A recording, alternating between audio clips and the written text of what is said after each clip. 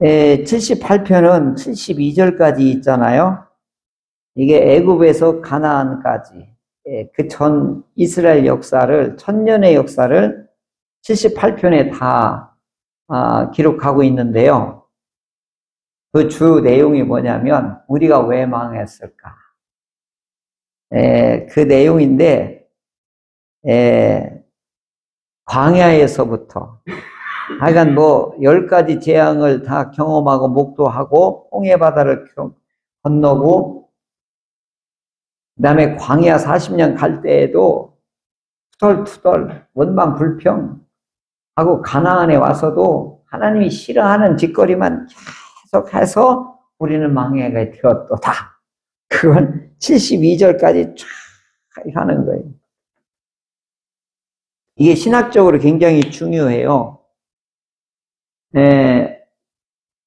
우리는 왜 망했지? 그 얘기가 돼요. 왜 망했는가? 이게 굉장히 중요한 신학적인 주제예요. 왜 망했을까? 기도는요, 질문이 들어갈 때, 질문이 하고, 질문에 대한 응답과 깨달음이 있는 순간, 갑자기 10배, 20배의 감격이 와요.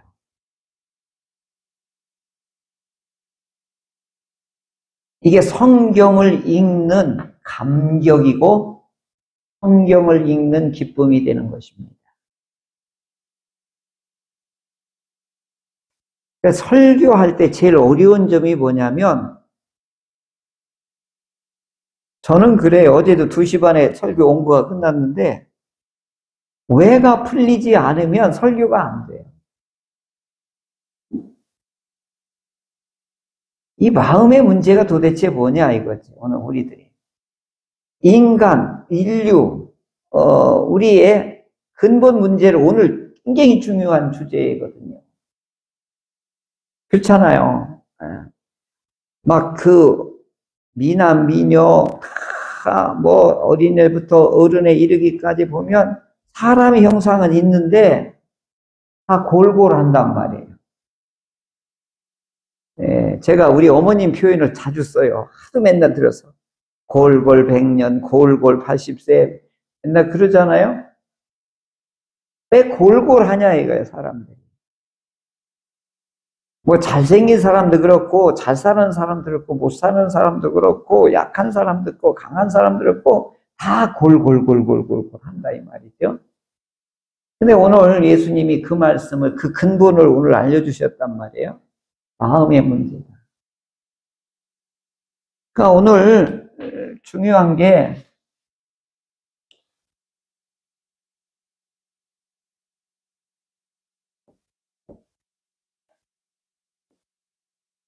우리 중심에 마음이 있는데 이게 오늘 뭐라고 그랬죠? 우상 공장이다 이렇게 말해요. 이게 달리 말하면 욕망과 두려움으로 이게 불씨라 이렇게 얘기했죠. 이게 불씨다. 욕망과 두려움이 이 마음에 이러면요 DNA보다 더 강하게 자리 잡고 있어요.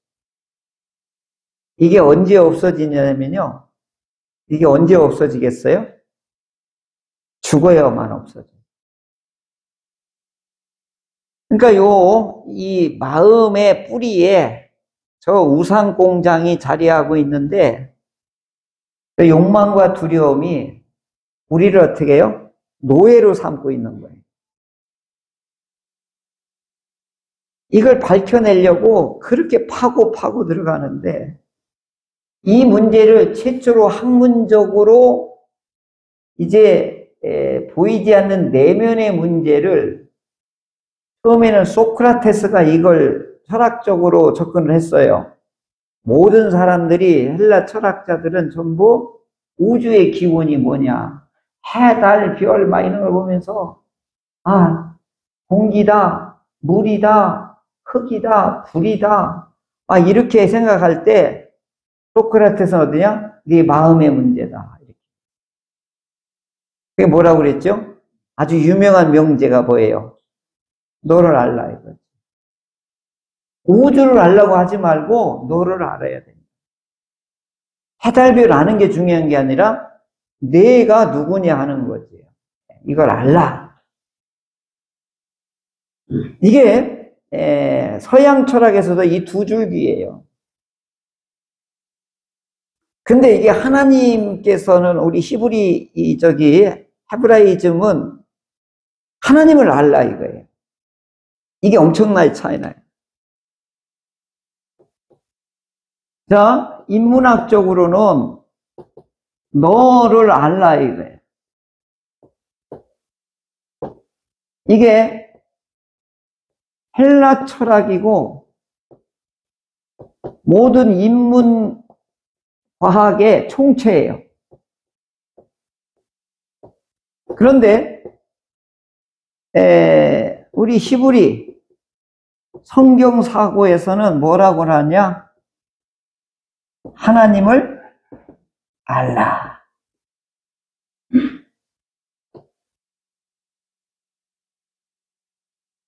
이 두 주제를 칼빈은 우리 기독교를 세워놓은 기독교 강요 1장 1절에 우리의 가장 중요한 게 뭐냐? 이걸 들고 나온 거예요. 지식으로 구원을 얻는다. 이렇게 했어요.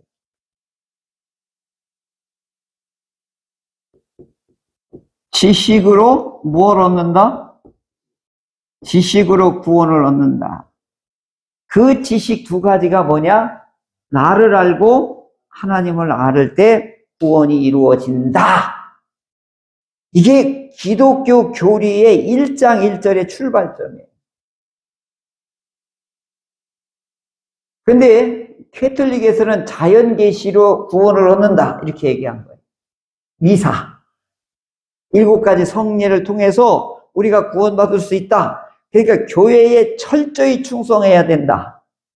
교회가 구원의 아주 핵심이다. 이걸 주장했어요. 그랬더니 칼빈이 아니올시다. 하나님을 알고 우리가 피조물인 것을 알 때 구원이 이루어집니다. 그래서 종교개혁이 일어나게 된 거예요. 그리고 나서 신앙의 양태가 확 뒤집어진 거예요.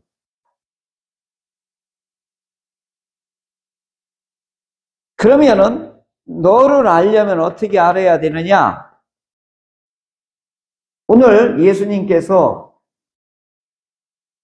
손으로 빵을 먹는 제자들을 보고 바리새인과 서기관들이 전통 장로의 법을 어겼기 때문에 하면서 예수님과 제자들에게 맹비난을 거할 때에 예수님이 어떻게 10배로 그들에게 보복을 하시는 거예요. 입으로만 섬기는 너희들아, 마음으로는 하나님을 섬기지 않고 있구나. 그러니까 우리 어머님 말씀으로는 이제 주둥으로만 섬긴다 이거예요. 주둥이. 여기에는 주둥이라는 말이 적절해요. 그러니까 음식을 먹는데 손으로 먹던 거기에 뭐 흙이 묻었던 그게 사람을 더럽게 하는 것이 아니다. 마음에서 나오는 것이 사람을 더럽게 한다. 타락하게 만들고 화나게 만들고 살인하게 만들고 질투하게 만들고 미워하게 만들고. 이 어마어마한 말씀을 예수님께서 이 바리새인하고 음식 문제를 놓고 논쟁하면서 그 바리새인과 서기관들의 위선에 대해서 10배로 그들을 어떻게 해요? 경고를 하시는 거예요. 그리고 예수님의 새로 음식에 대한 영적인 정결법으로 새로 선포를 하죠. 이걸 갱신이라고 합니다. 그러니까 10계명을 예수님 오셔서 10가지 이 계명을 산상수훈 이렇게 두껍게 더 강화, 업그레이드를 한 거예요. 그러면 살인하지 말라, 간음하지 말라, 도적질하지 말라. 이건 속에서 마음은 있어도 행동만 안 하면 깨끗한 사람이 되는 거예요. 근데 예수님 뭐라 했죠? 이미 미워하면 살인한 거고, 이미 음흉한 생각을 가지면 이미 간음한 거야. 그래서 어디까지 예수님이 생각을, 행동을 일으키는 마음의 뿌리까지도, 근본 문제까지도 예수님이 정결해야 된다. 이거 산상수훈에서 10계명을 10배, 100배로 강화시켜 놓은 말씀인 거예요. 산상수훈을 지킬 수 있다? 아무도 못 지켜요.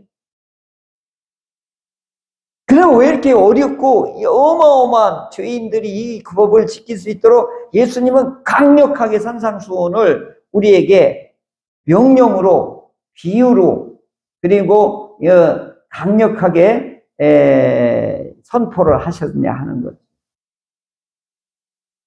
오늘 낮예배 때에 마음이 문제다.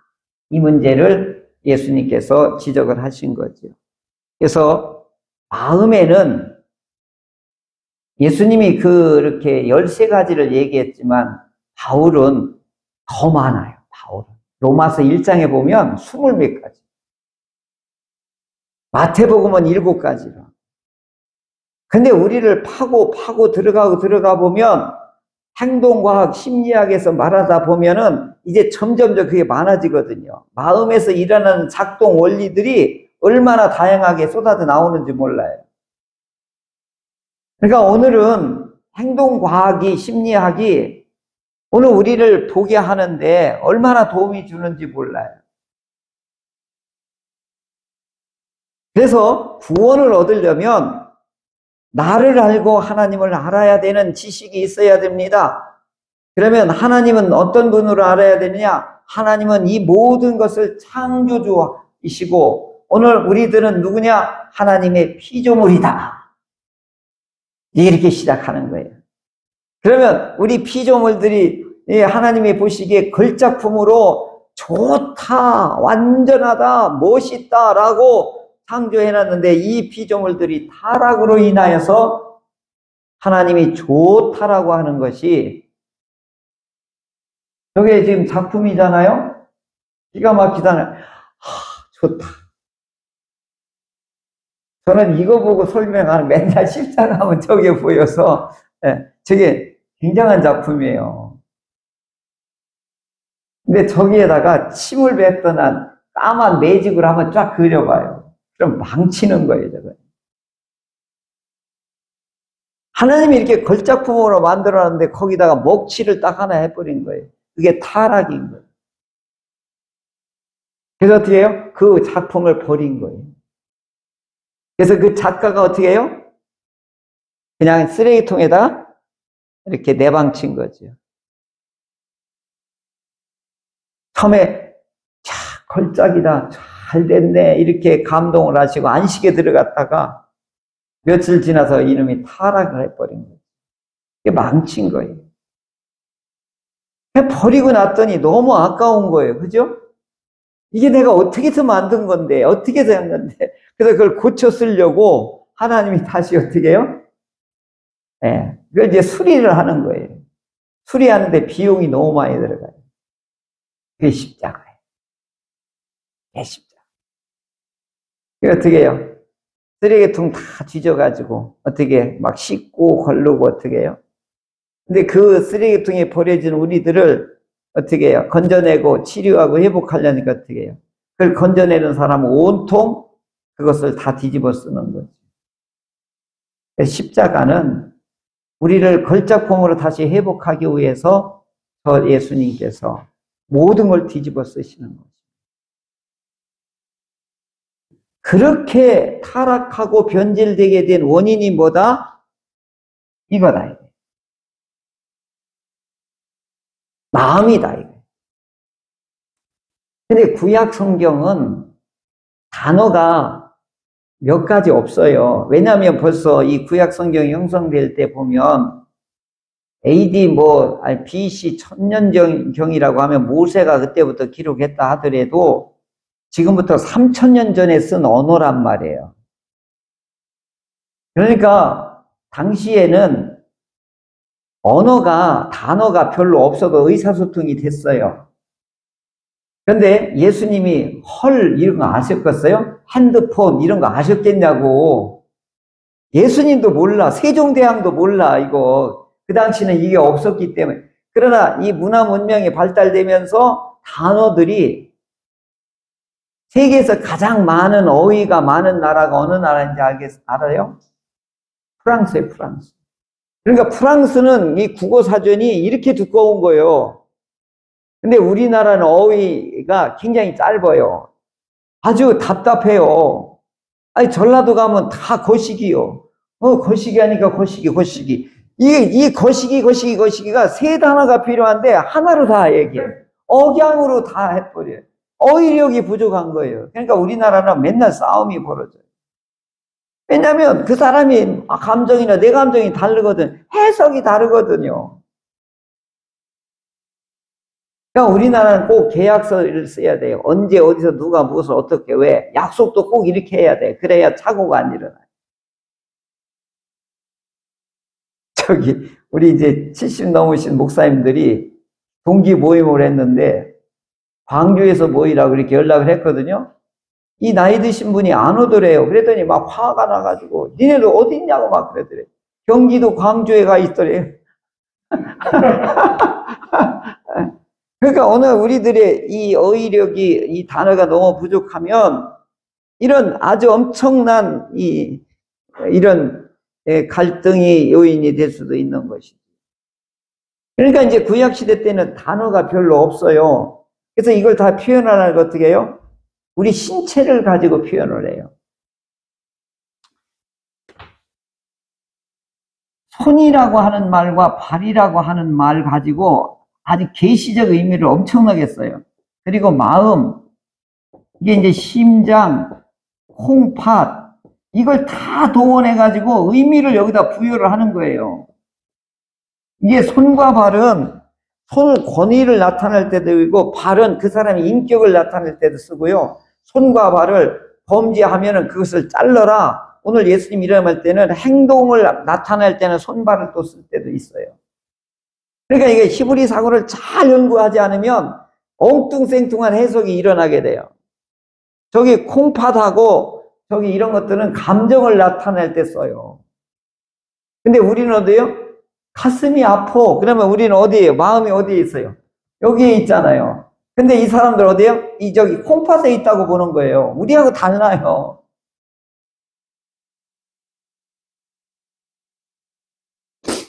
그러니까 이제 구약 성경에 보면 짧은 단어를 가지고 하나님의 이 깊은 계시의 의미를, 구원의 의미를, 하나님의 이 자비와 긍휼과 사랑과 정의와 공의를 표현하려니까 얼마나 어렵겠어요.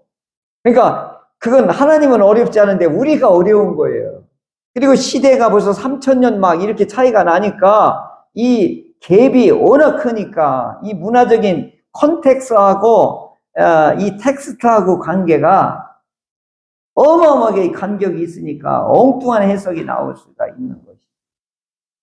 이런 부분들이 공부를 많이 해야지만이 조금이나마 더 이거 풀어내는데 도움이 되더라고요. 이게 지금도 그래서 계속 공부하는 거예요. 신학이 그래서 어려운 거지.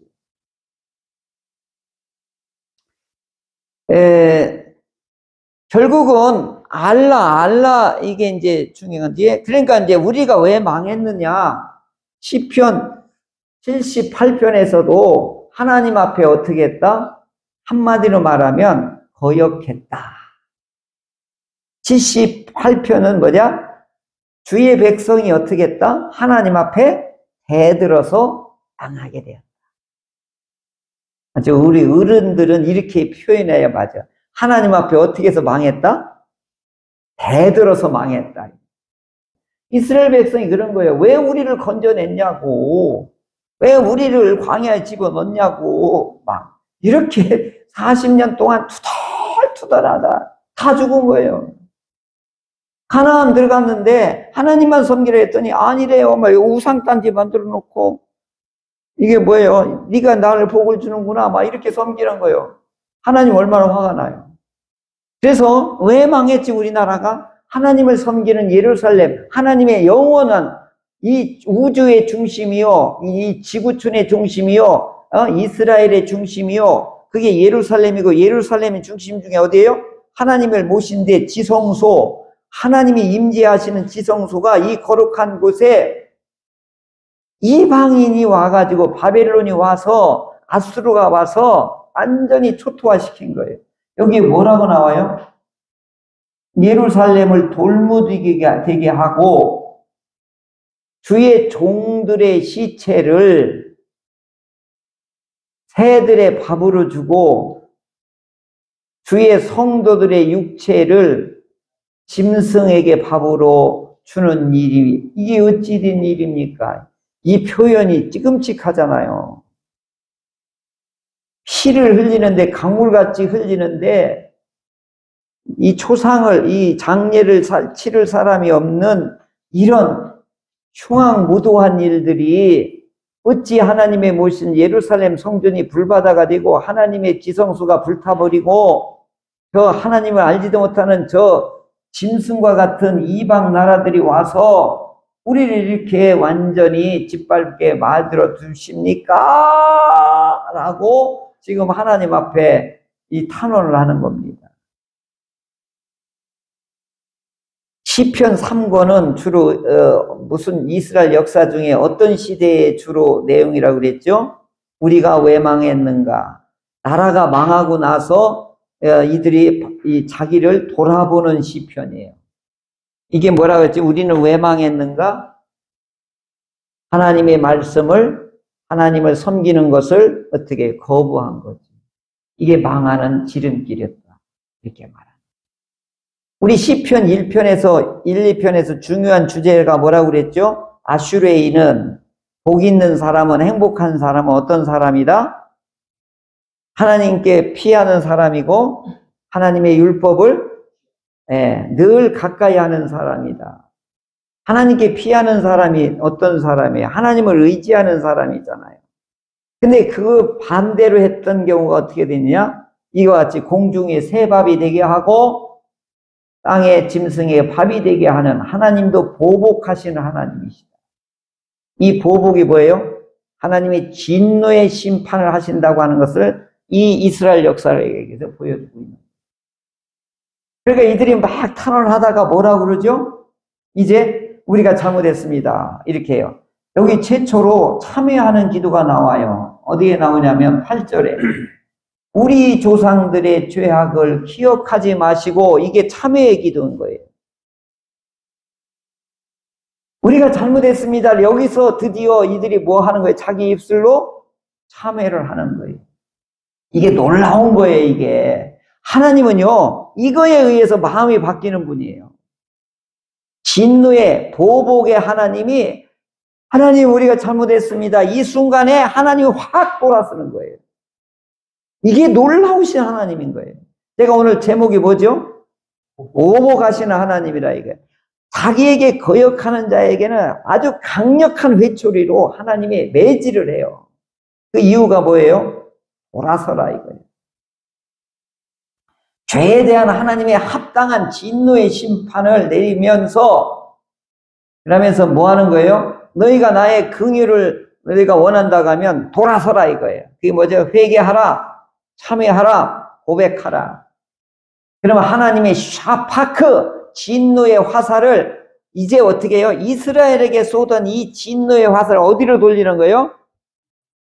이방인에게 하나님의 보복의 화살을, 이스라엘에게 한 매를 한 대 쳤다면 이방인들한테 100배, 1000배로 갚아줘. 할렐루야! 사단에 대해서는 하나님이 용납이 없어요. 그러면서 하나님이 질투하시는 하나님이라 이거. 질투하시는. 질투 때문에 보복하시는 거예요. 여러분, 질투는요, 어떤 사람이 하는 거죠? 사랑하기 때문에 질투하는 거예요. 연인들 간에도 보면요, 사랑하는 연인이기 때문에 질투하는 거예요. 질투하지 않는 사람 뭐예요? 객관적인 사람이에요. 질투할 필요가 없어요. 왜요? 나하고 아무런 상관이 없으니까. 그냥 구경만 하면 되는 거예요. 저기 사랑과 야망 뭐 이런 거 드라마에 보면 어떻게, 우리는 시청자 이렇게 보기만 하면 되는 거예요. 그러나 당사자들은 어때요? 사랑하기 때문에 질투하는 거죠. 그러면 질투는 뭐냐? 관계가 손상될 때, 관계가 이상하게 될 때, 관계가 어설퍼질 때 그때 드러나는 성품을 질투라고 하는 거예요. 그게 두 가지예요. 관계를 유지하자라고 하는 뜻과 관계를 어떻게 해요? 보존하자라고 하는 뜻과 이제 끝장내자라고 하는 것이 이 두 쪽으로 나오는 게 질투인 거예요. 그러니까 하나님은 그러면 질투의 분노의 심판을 내리잖아요. 근데 하나님은 없애려고 그러는 거예요? 아니에요. 관계를 유지하자. 관계를 보존하자. 그게 뭐예요? 회개하라. 그럼 내가 너를 보호하겠다. 이게 79편에서 우리는 왜 망했습니까? 이걸 우리에게 교훈을 주는데, 오늘 우리들의 신앙생활에서도 어렵고 힘들 때 왜요? 보복하시는 하나님이 나에게 지금 화살을 쏘고 있는 것인지, 사단이 화살이 가시가 나에게 지금 공격하고 있는지, 이렇게 우리가 고통스럽고 힘들면 얼른 어떻게 해야 되는 거예요? 우리의 잘못을 주여 용서하소서, 무조건 이렇게 하는 거예요. 언제 겸손해지느냐? 아플 때 겸손해지는 거예요. 잘 나갈 때는요, 아무리 겸손을 떨려고 해도 교만한 자리에 앉아있어요. 공부 잘하고 뭐 승리하고 우승하고 해봐요. 아무리 겸손하려고 해도 이미 교만의 자리에 앉아있어요. 그러나 아프고 힘들고 고난의 자리에 앉아봐요. 신음소리가 절로 나고 주여 내가 잘못했습니다. 이게 저절로 나와요. 그래서 하나님께서는 고난을 통해서 관계 유지를 하자. 그 마음의 뿌리는 뭐예요? 질투예요. 그러면 하나님 우리를 엄청 사랑한다는 거예요. 질투하지 않으면 내버려 두는 거예요. 그러니까 이제 이 시편의 아삽이 어떻게 해요? 죽겠습니다. 어떻게 우리의 시신들을 거둘 사람이 없을 정도로 피가 강물처럼 흘러가고 사람의 주의 종들이 성도들이 죽어나가는데 하나님은 어디 계십니까? 인종학살, 전쟁포로 강제 압송, 패전, 국민에 대한 모욕, 조롱, 발개백해가지고 막 온갖 장난질을 하고 이렇게 당하는데 주여 그 하나님의 분노의 진노의 화살을 이제는 저 원수들에게 돌려주소서, 이렇게 지금 호소하고 있는 것입니다. 이게 이제 12절까지 그래요. 이방 나라들이 어찌하여 그들의 하나님이 어딨냐? 이제 이게 뭐예요? 니네 하나님 어디 있어? 있으면 얘기해봐. 제 군대 얘기를 가끔 하는데요. 그때 네오반에서 저만 믿었는데 맨날 괴롭히는 거예요. 네 하나님 어디 있냐? 하냐? 좋냐? 너 말해봐 인마. 맨날 이렇게 괴롭히고 조롱하는 거예요. 전쟁에 패하잖아요. 더 비참한 거예요. 바벨론 포로로 끌려갔는데 이렇게 조롱을 해요. 야, 너희 하나님 뭐 영광스럽게 찬양한다면 한번 노래 해봐 인마. 노래 한번 해봐. 막 찬송가 한번 불러봐. 일발장진 막 이렇게 군대에서 막 이렇게 막 조롱하는 거예요. 그러니까 이방 나라들이 네 하나님 어디 있어? 니네 하나님 있다면 이게 망하게 됐겠어? 니네 신 별것도 없네. 막 이렇게 조롱하는데 하나님의 영예가 지금 아주 땅에 떨어졌습니다. 하나님 이거 우리가 창피합니다. 이렇게 탄식을 하면서 하나님 보복하소서. 하나님 보복하소서. 그리고 나서 13절에 뭐라고 그러죠? 갑자기 돌변을 해요. 한번 읽어볼까요? 마지막이니까. 시작. 13절 시작. 우리는 주의 백성이요 주의 목장의 양이니 우리는 영원히 주께 감사하며 주의 영예를 대대에 전하리다. 아멘. 지금까지 탄식했잖아요. 보복하시는 하나님을 찬양하는 거예요. 이제 100배, 1000배로 갚아주실까는 응답에 대한 확신이 여기 들으니까 어떻게 해요? 찬양으로 바뀌는 거예요. 이게요, 우리의 역설인 거예요. 많은 고난과 역경에 신앙생활 하면서 조롱도 받고, 그런 오해도 받고, 멸시도 받지만, 주여, 저들의 입술을 하나님 옥수수 되게 해 주옵소서. 이렇게 할 때 하나님이 그들의 입술을 함구하게 만드는 걸 보면,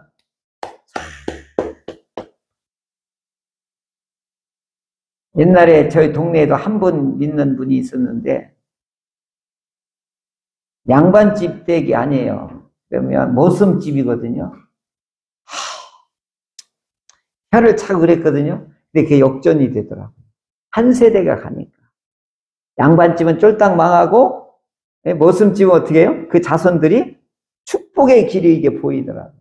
여러분, 예수를요, 처음에 몰라도요, 점점 갈수록 잘 되는 게 보여요. 우리 역사도요, 처음에 다 모슴들, 상인들이 예수 믿었거든요. 지금 정치계, 경제계, 주역이 다 그때 예수 믿었던 후손들이에요.